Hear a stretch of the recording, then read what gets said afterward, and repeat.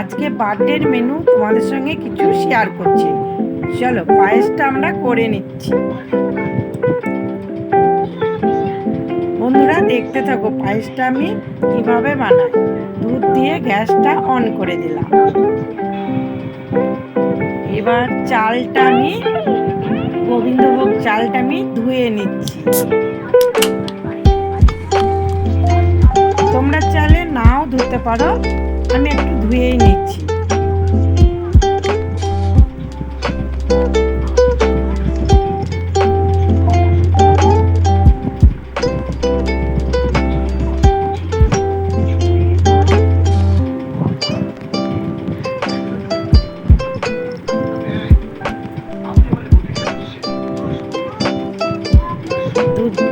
এবার দুধটা গরম হয়ে এসছে। এবার ঘি থাকলে ঘি চালের মধ্যে দিয়ে দেওয়া হয়, যেহেতু আমি ঘি দিচ্ছি না।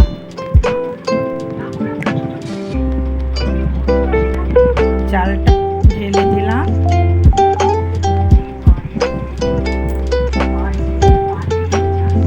এবার কিছুক্ষণ নাড়বো যাতে জমে না যায়।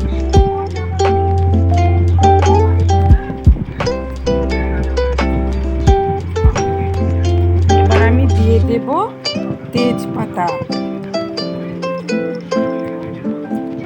কিছুক্ষণ নাড়ার পর একটু ঘন হয়ে আসবে, একটু শক্ত হয়ে গেছে, সেহেতু আর একটু দুধ আমি দিয়ে দিলাম।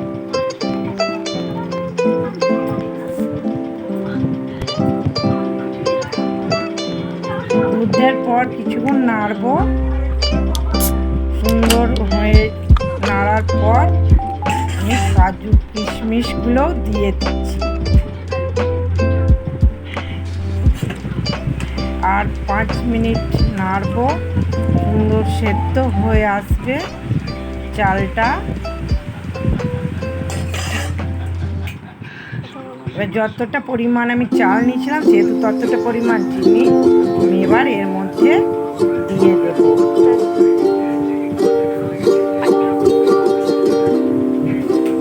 নাড়াচাড়া করে আমি পায়েস আমার হয়ে গেছে।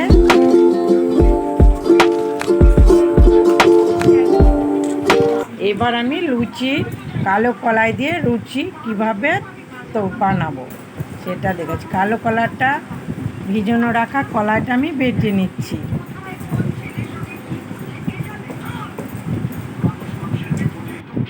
কালো কলাইটা বাটা হয়ে গেছে। এবার আমি আটাটা চেলে নিচ্ছি।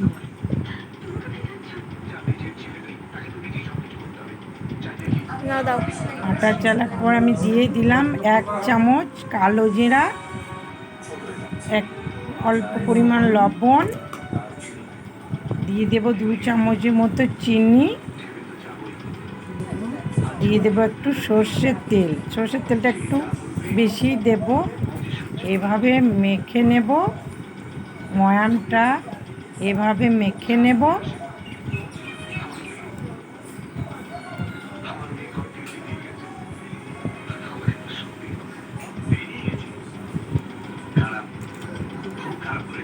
খানিকক্ষণ মেখে নেব। এই মুঠো হয়ে এসছে। এবার মুঠো হয়ে এসছে।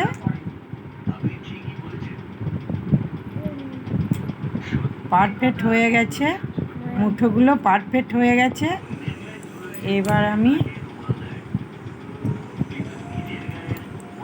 মুঠোটা দেখি। এবার কালো কলাইগুলোও দিয়ে দেব।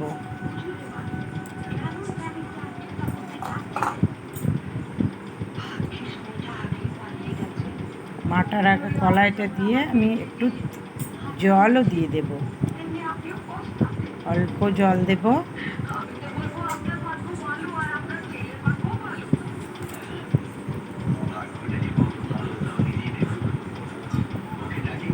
সুন্দর করে মেখে নেব।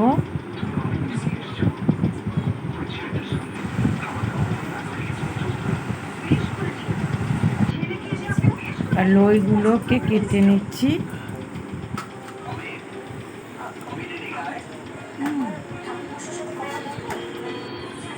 একটু চেপে চেপে লইগুলো করব, লুচিটা সুন্দর গোল হবে।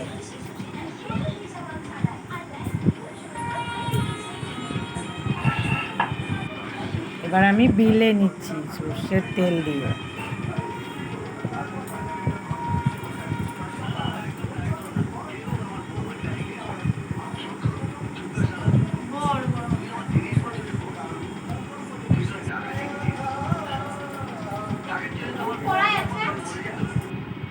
এবার আমি দিয়ে দেবো সাদা তেল।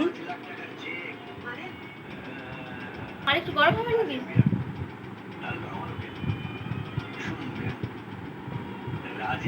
লুচিগুলো এবার ছেঁকে নেব।